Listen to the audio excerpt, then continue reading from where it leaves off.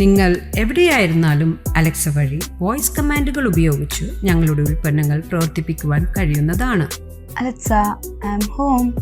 അത് ഫാനായാലും AC ആയാലും വിൻഡോ ഷെയ്ഡ്സ് പ്രവർത്തിപ്പിക്കുവാനായാലും ഇനി വോയിസ് കമാൻഡുകൾ മാത്രം മതി.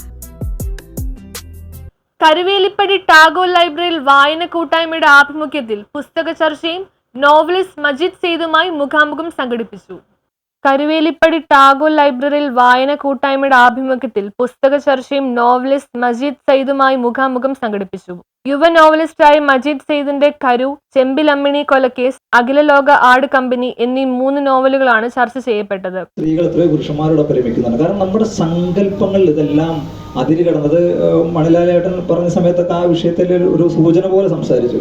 നേരത്തെ ആ ടീച്ചർ പറഞ്ഞപ്പോഴും ഇവരെല്ലാവരും സംസാരിച്ചപ്പോഴേക്കും ആ ഒരു വിഷയത്തിലേക്ക് ഇതിന്റെ സംസാരം പോയി. അപ്പൊ ഞാൻ മനസ്സിലാക്കുന്നത്, ഒരു മനുഷ്യനെ നമ്മളിപ്പോൾ ഒരു മനുഷ്യന്റെ എല്ലാത്തിനും നമ്മൾ സയന്റിഫിക് ആയിട്ട് പറയുകയാണെങ്കിൽ മനുഷ്യനിലെ ഒരു മൂലകങ്ങളായിട്ട് മനുഷ്യനെ വേർതിരിച്ചാൽ അതിൽ മണ്ണുണ്ടാകും, ജലമുണ്ടാകും, എല്ലാം ഉണ്ടാകും എന്ന് പറയുന്നുണ്ട്. പക്ഷേ അവിടെയാണ് ഞാൻ ചിന്തിക്കുന്ന ഒരു പോയിന്റ്. ഒരു മനുഷ്യൻ ഉണ്ടാകുന്നത് അച്ഛനും അമ്മയും തമ്മിൽ ചേർന്നുള്ള സെക്സിൽ നിന്നാണ് മനുഷ്യൻ ഉണ്ടാകുന്നത്. അപ്പോൾ ഒരു പക്ഷേ ആ സെക്സിന്റെ പൂർത്തീകരണത്തിലാണല്ലോ ഒരു ജീവിവർഗം ഉടലെടുക്കുന്നത്.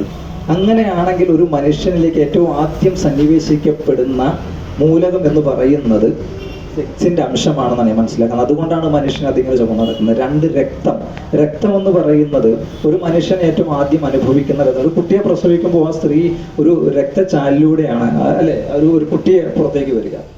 കൊച്ചിൻ കോളേജ് മലയാള വിഭാഗം assistant professor doctor CC Poornima ചടങ്ങ് ഉദ്ഘാടനം ചെയ്തു. വ്യസനങ്ങളും എല്ലാം കൂട്ടിച്ചേർത്ത് ഇണക്കി നോവലിനെ ഒടുവിലെത്തിക്കുക, ഇത്തരം സാഹസങ്ങളൊക്കെ ചെയ്ത് കൊണ്ടുപോകുമ്പോൾ അത് ദൈവത്തിൻ്റെതായ ഒരു ജോലിയായിട്ട് തന്നെയാണ് എനിക്ക് തോന്നിയിട്ടുള്ളത്.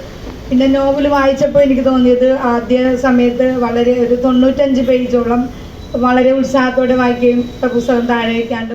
ഗിരിജ കാരുവള്ളിയിൽ, PS Pramod, Samad Panayappilly, Sreekanth Mattancherry, PS Sainuddin, Manilal Raghavan, Varghese Thomas, Benny Xavier എന്നിവർ പുസ്തക ചർച്ചയിൽ പങ്കെടുത്ത് സംസാരിച്ചു. മറുപടി പ്രസംഗത്തിൽ നോവലിസ്റ്റ് മജീദ് സെയ്ദ് തന്റെ ജീവിതാനുഭവങ്ങളിൽ നിന്ന് കണ്ടെത്തിയ കഥാപാത്രങ്ങളെക്കുറിച്ചും എഴുത്തിന്റെ വഴികളെക്കുറിച്ചും ദീർഘമായി സംസാരിച്ചു.